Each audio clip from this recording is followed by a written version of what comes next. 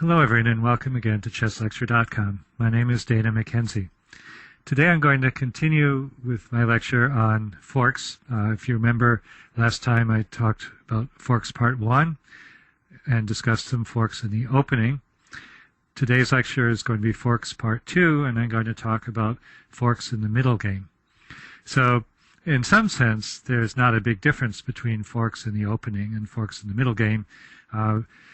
But the big practical difference is that in the opening, you might be able to learn the forks by studying opening theory and by memorizing variations. But of course, in the middle game, you can't do that. You've got to find the forks on your own and perhaps also set them up on your own. And I'm going to talk a little bit about how you do that. So, on the other hand, we will see some of the same points that I made in my earlier lecture, for example, about long-distance forks being hard to spot, and also the points about having to move your opponent's pieces into position for a fork. So all of those things are things we're going to see again in these examples. I'd also like to talk today about which pieces are the best forkers, okay, which pieces you can use to fork your opponent's pieces, and also which pieces are most vulnerable to being forked. And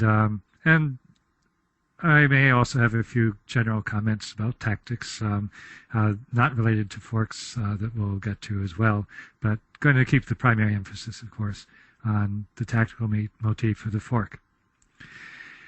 All right, the first three examples I'm going to look at are all from my own games, and they're all from the last 3 years or so. And this is no accident. Forks are a very common ingredient in chess games, and so you should be looking for them very often. In fact, I would venture to say that in most of your games, you should either play a fork or threaten a fork, or at least be thinking about a fork at some point in the game, either for yourself or your opponent. Maybe your opponent will threaten a fork, and you'll be able to spot it coming. So really, they are one of the most frequently used tactic. And so it's not at all hard to come up with examples of them, although it is a little bit harder to come up with examples where the fork was actually played, because very commonly, if I threaten the fork, my opponent is going to see that I'm threatening it and is going to keep me from doing it. So for the fork to actually happen, sometimes it takes some slightly special circumstances, as we'll see. Okay, so the first example I want to look at is a game I played with a teenage player named Erik Algenbraun in the US Open about 3 or 4 years ago. And I'm going to set up the position now.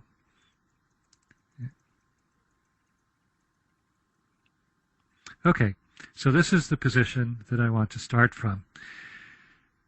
It's white to move. I'm black, and Erik Algenbraun is white. And what you can see is that I have sacrificed the exchange. In other words, I've given up a rook for a knight, and I have an extra pawn for it. So it's what most chess players would consider to be about a half a pawn sacrifice on my part. So white is a little bit ahead in material, but of course the reason I sacrificed the exchange is that I wanted to open up his king, the white king, to an attack. So black is in this position. I'm threatening to play rook to b8 check, which is very strong because it would chase the king either to a1, where I could then play bishop to b2 check, or it would chase the king to c2, where I would then get a monstrous knight fork with knight to b4 check, which hits both the king and the queen.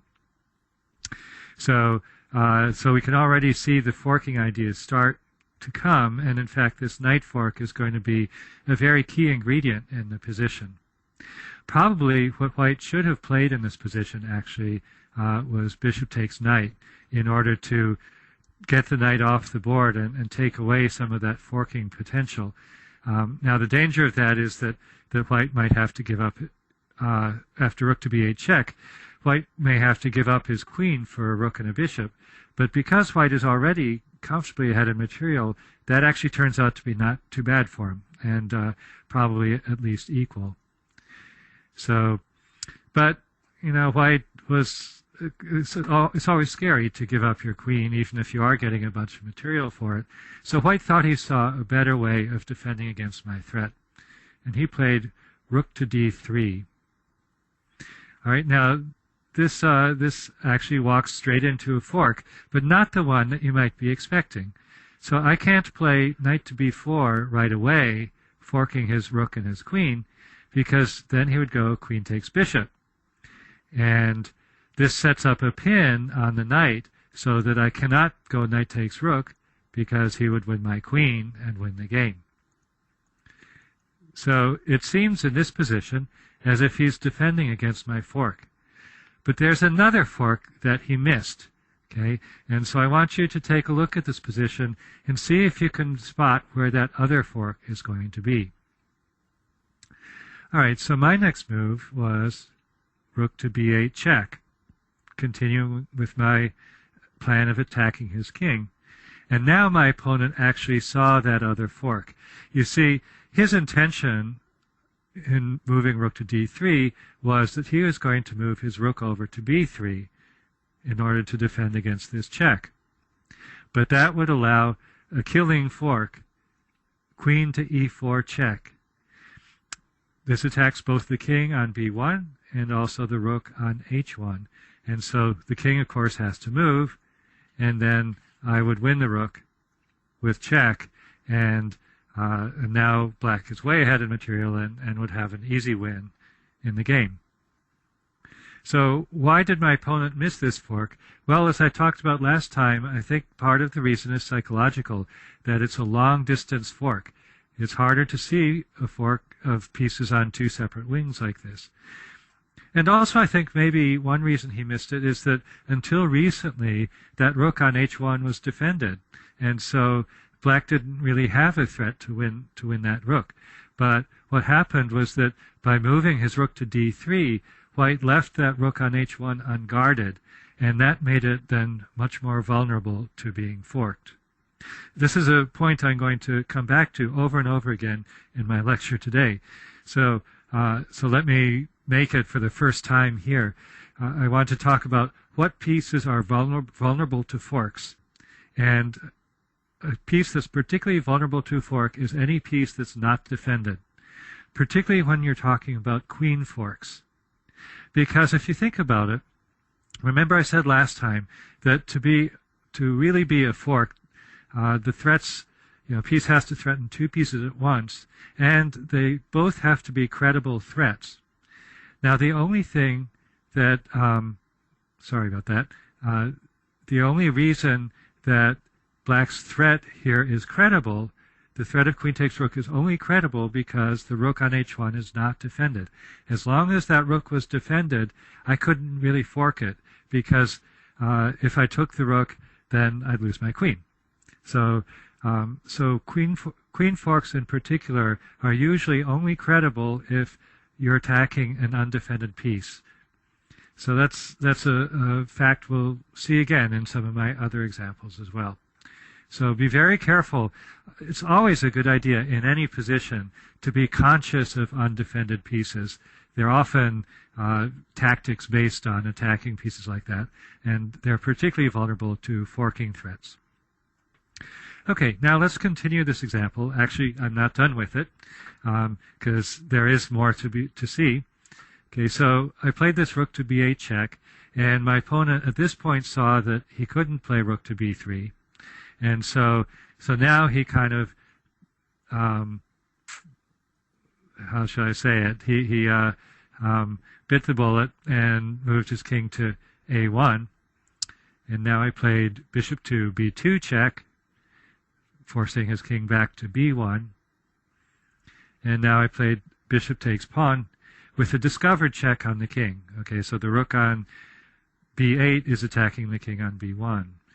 So I've mentioned before, discoveries and discovered checks in particular are something I'm going to talk about in a later tactical motifs lecture. They're also really strong moves because you get to do two things at once. You get to attack the king. In this case, I'm attacking the king, and I'm also winning a pawn on d4, which I wouldn't usually be able to win. So discovered checks are a great tactical motif. And in this case, this also gives me the time I need. Notice his king can't go to c2 because I would go knight to b4 check with the family check, hitting the king and the queen and the rook. So he has to go king to c1. And now I could play knight to b4, and my other fork comes into play, the knight fork on the rook and queen. And what's cute here is that actually he played queen takes pawn, I played knight takes rook, and I have a check here, which means that I then have time to, after bishop takes knight, to rescue my bishop, which was sitting there being attacked by pawn for a while and is not anymore. So we'll stop at this point. As you can see, black is now a pawn up, so I've regained my material with a little bit of extra material. And what's even more important than that is the fact that his king is now completely exposed to the attack of my pieces. My bishop, my rook, and my queen are all going to be able to get serious threats on his king. And so, in fact, the game lasted another 10, 12 moves or so, but basically white is totally lost here. Okay, so I think the lessons to get from this example are particularly the importance of the undefended pieces in setting up a fork. Okay, so let's go on to a second example. All right, for our second example, I'm going to look at a game I played against another teenage player. This was actually probably younger than the first example, maybe 15 or 16. A guy named David Chalk, who is an expert, rapidly improving player, very impressive talent here in the Bay Area. So in this position, I'm once again black, and David Chalk is white. And again, we're going to start this game looking at with white to move. So in this move, David makes what's probably a slight mistake, although it looks very plausible. He plays rook to b2. All right, now his thinking behind this move is he wants to set up a discovered check on the b file.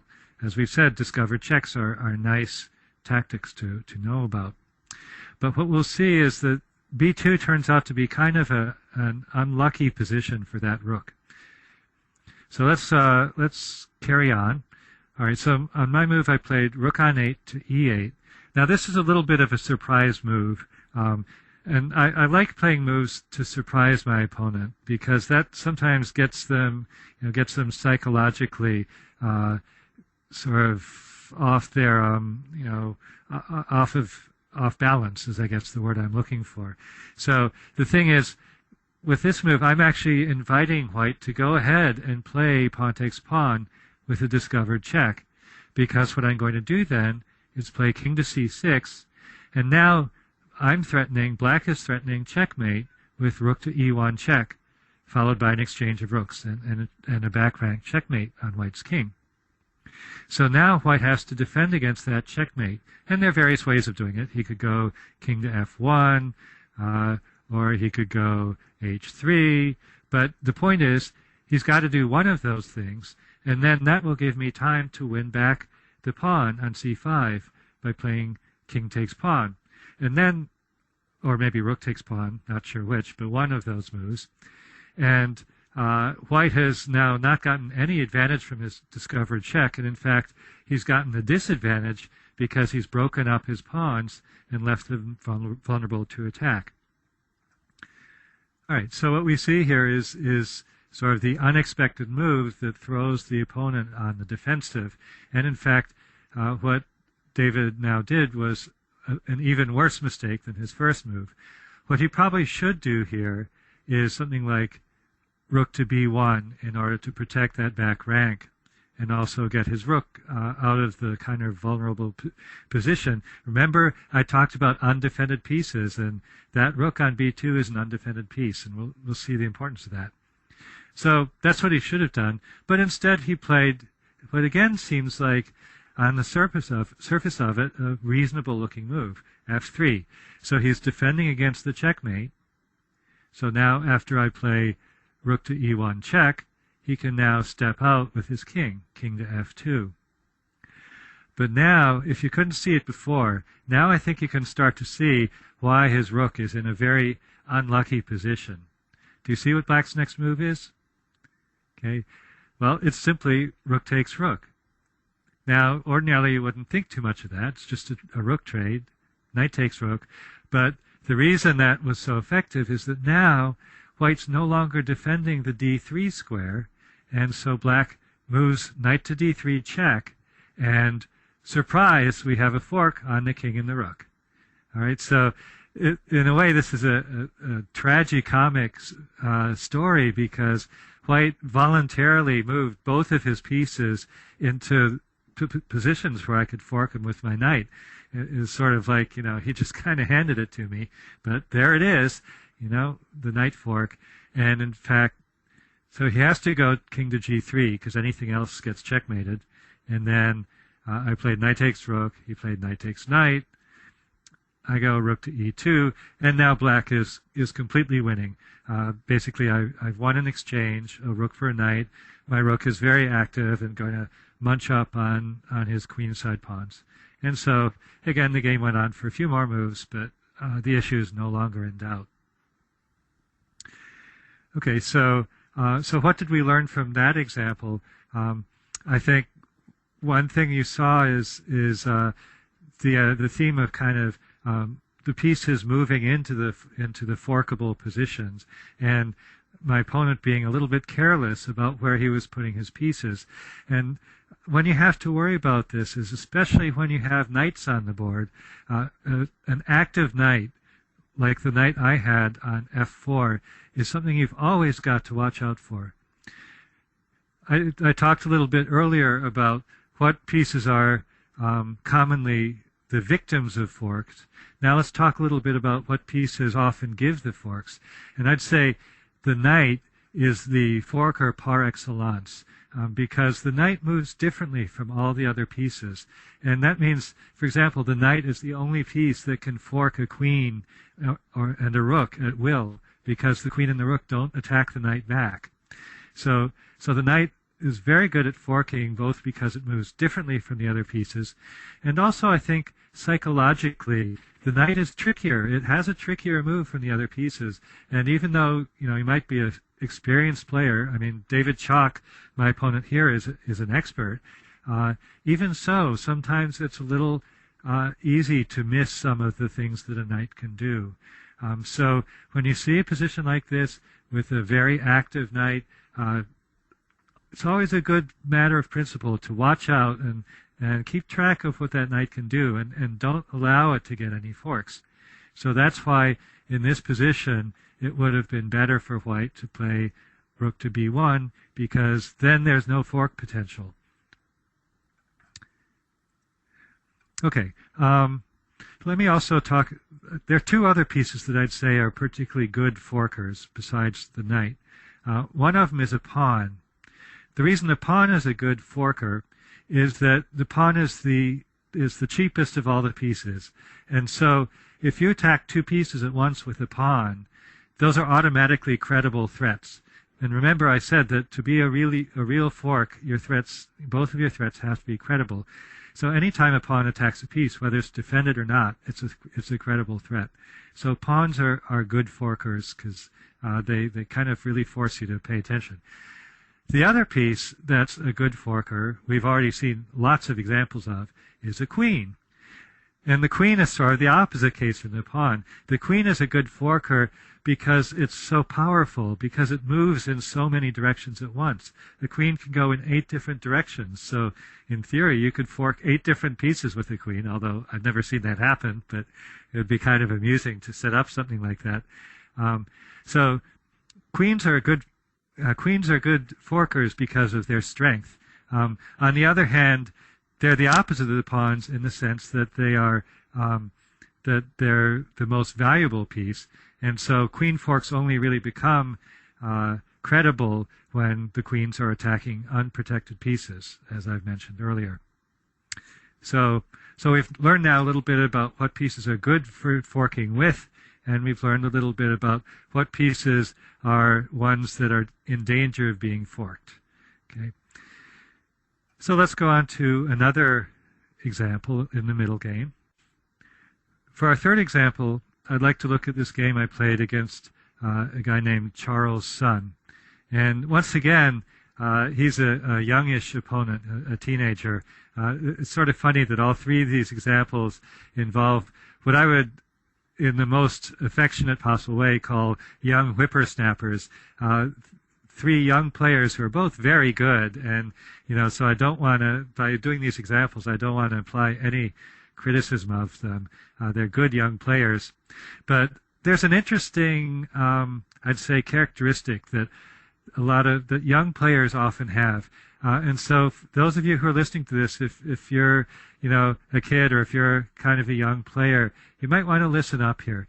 I find that young players, especially the ones who are good, often tend to be very aggressive and sometimes a little bit careless about defending against the opponent's threats. So it's, everybody loves to attack and everybody loves to make threats. But also an important ingredient in chess is preventing your opponent from making threats as well, or anticipating your opponent's threats. So I think we've seen that a little bit in the examples already. In that first example, my opponent didn't realize he was, letting me set up the queen fork of the king and the rook. And in our second example, my young opponent didn't realize that he was walking into that knight fork. Both of them just got a little bit careless, I think. And this is another game where I have a young opponent, and I feel as if he got a little bit careless here. So in this position, I'm black again, and my opponent, Charles Sun, is white. And again, we're going to look at the position with white to move. So what's going on here, actually, if you put this into a computer, the computer thinks white is a little bit better here. Basically, he's been pushing his kingside pawns forward, and even though queens are off the board, he's still trying to get a kingside attack going, which could be somewhat dangerous. But black does have a threat in this position, so I've just moved my bishop to d4, and I'm threatening to go bishop takes knight, pawn takes bishop, followed by bishop takes pawn on a2, which would win a pawn. So my opponent sees this threat and has to do something to defend it. Now, probably what he should do to defend it is play king to b1. And we'll see later on why that is. It looks like a very quiet, move that doesn't do much, but the important thing that it does is get the king away from squares where it can be forked. Now, my opponent didn't see anything bad coming, and he plays what, again, looks like a very plausible move, but it, in fact, is the losing move. He plays bishop to c4.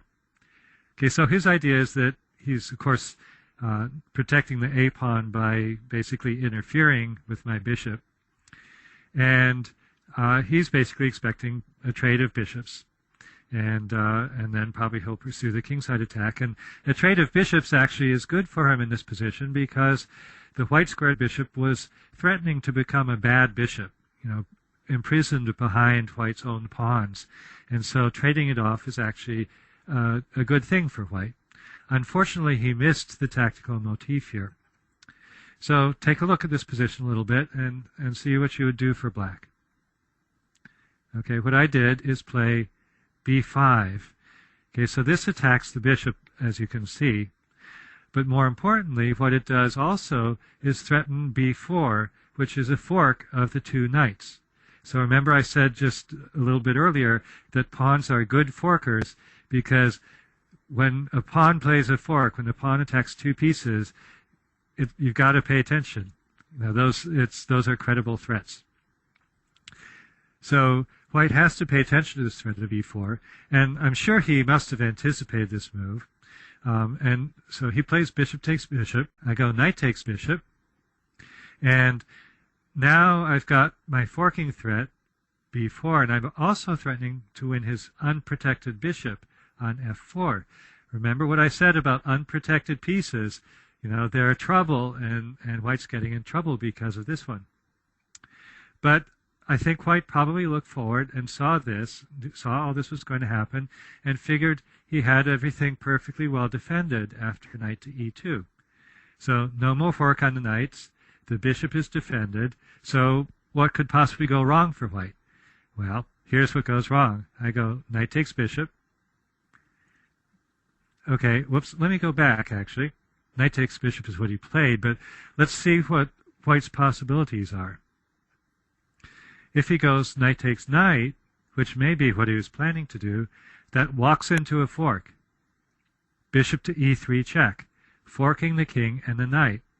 And so now you can see a couple things. First of all, I talked before about undefended pieces. Here the knight on f4 is undefended, and that makes it an ideal target for a fork. And then the other thing is the king on c1. That's the other piece that's being attacked in the fork. And here, if only white had played king to b1, this couldn't have happened to him. There wouldn't have been any fork. It would have just been attacking the knight. And if black were only attacking the knight could just move. And, big deal. So what makes this such a good move is the bishop is attacking two pieces at once. The king moves, and then the knight dies. Okay, but that's not all. Okay, so suppose instead of playing knight takes knight, suppose white plays rook takes bishop. Well, you can probably see the fork here. It's really, really obvious. Knight takes knight check, forking the king and the rook, and black is just going to be ahead by oodles of material and have an easily won game. So that's fork number 3, but that's not all. Okay, so there's finally the possibility what white actually played, which was knight takes bishop. So again, it looks as if he's gotten out of everything, so the knight is defended, so everything's defended, and I can't do a fork with knight e2 check, because then he'd just take my knight. But I can set up that fork with a sacrifice. Okay, I can play rook takes knight. All right, that takes away the knight, and he takes back, rook takes rook, and now I can play the fork that we just saw earlier, only, this has been delayed a move or two. Okay, knight to e2 check. Once again, this forks the king and the rook. He played king to b1, and I go knight takes d4, and again, the game went on for a few moves, maybe 10, 15 moves, but black is completely won here. Black has an extra piece, and white has no compensation for the piece that he lost. Okay, so what did we learn from this example? Well, one thing we learned is sort of, again, the thing about being careful, especially when knights start rampaging. They're really good at forking things, and so you got to watch out for that. I think one thing we learned here is what chess players call prophylactic moves. Prophylaxis is preventing your opponent from doing stuff.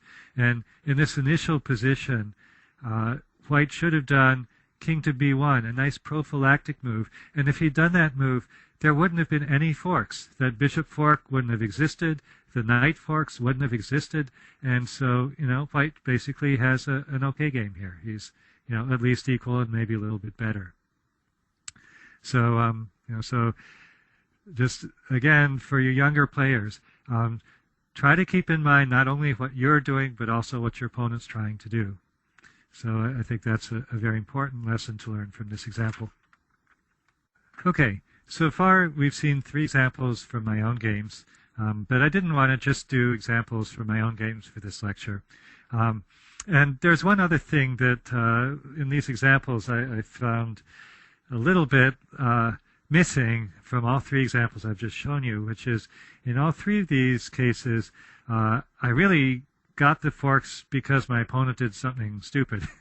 And, well, of course, your opponents will make mistakes, and in fact, I think there may be a valuable lesson in this, which is that at the amateur level, which is where, I'm playing a lot of these games, against A and B players or experts, at the amateur level, actually, your opponents are likely to make mistakes that let you have a fork right away.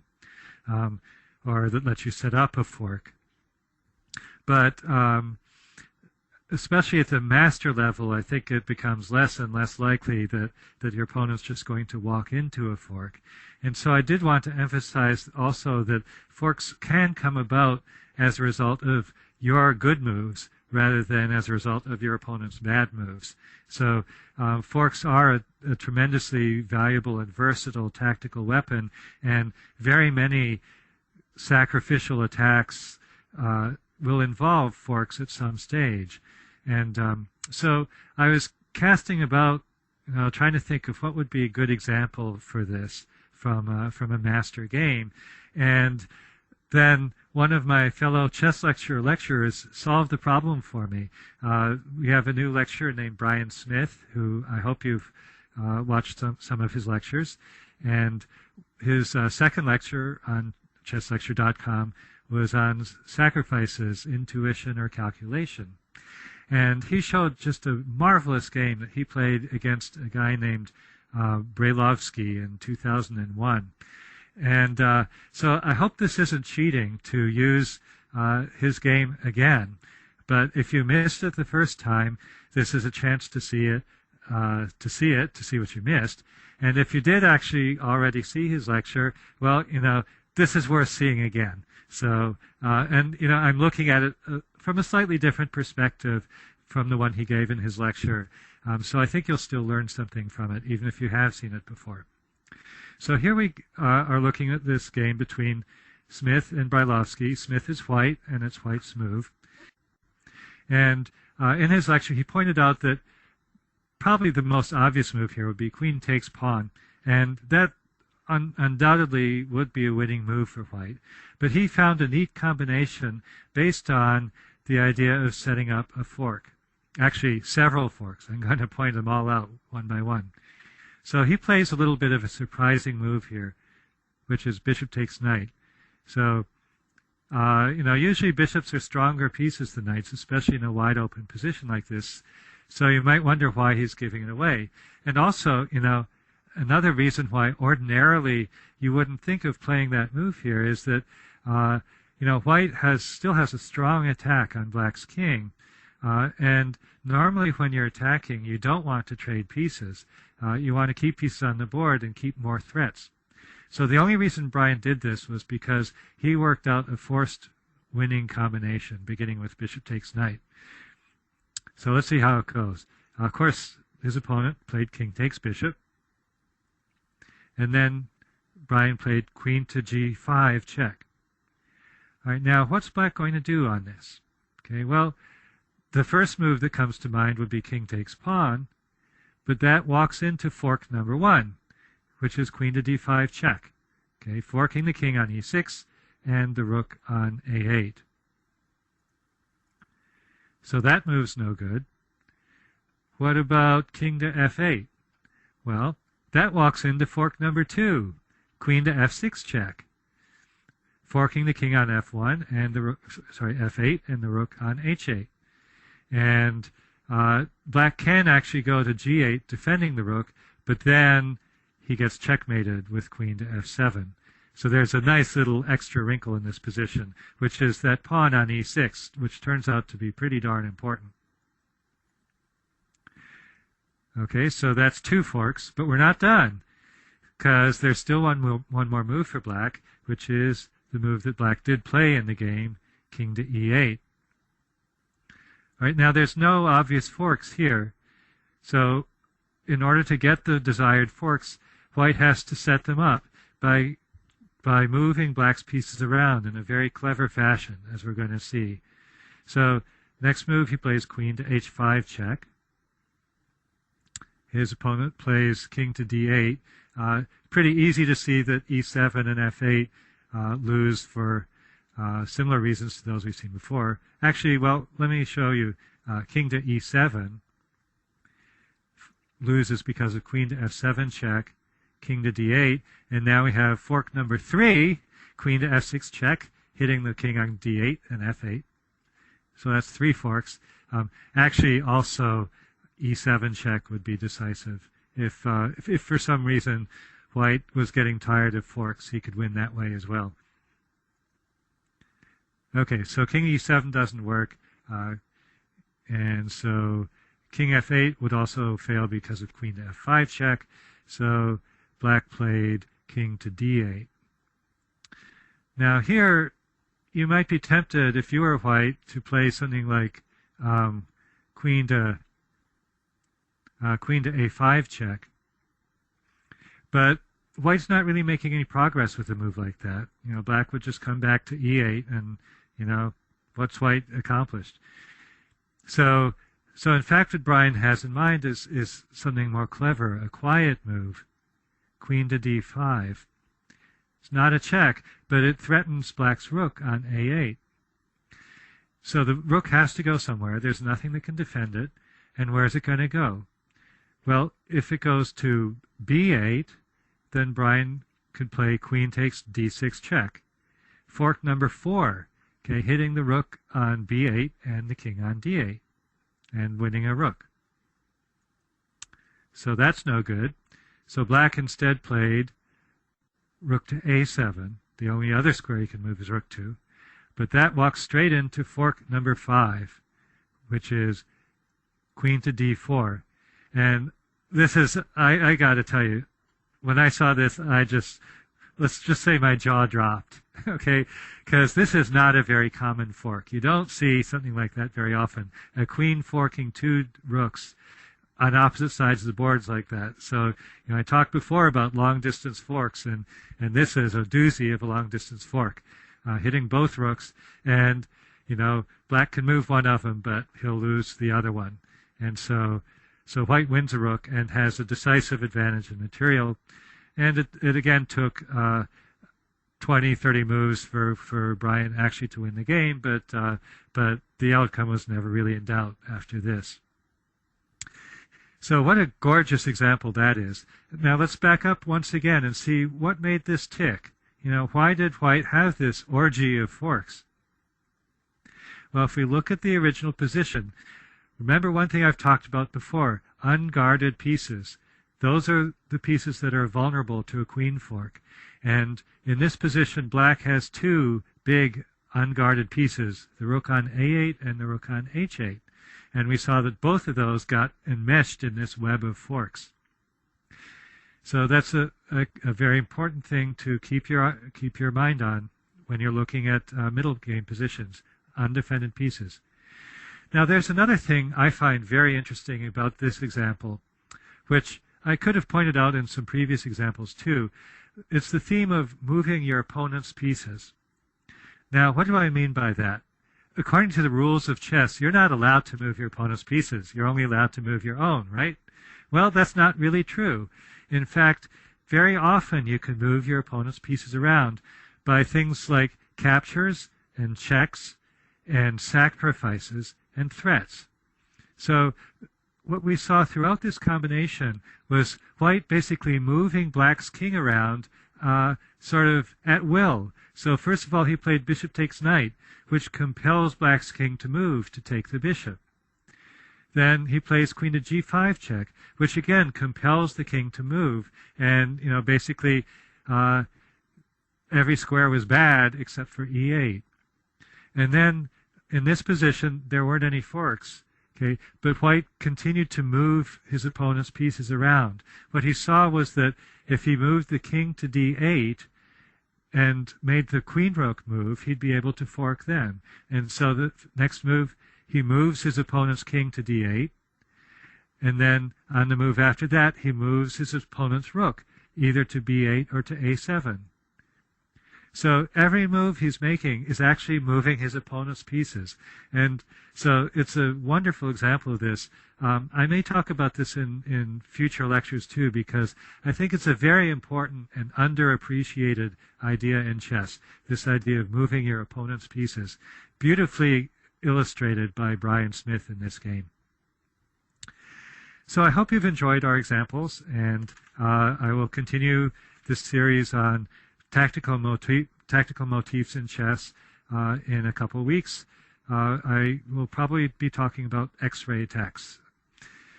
For now, this is Dana McKenzie signing off.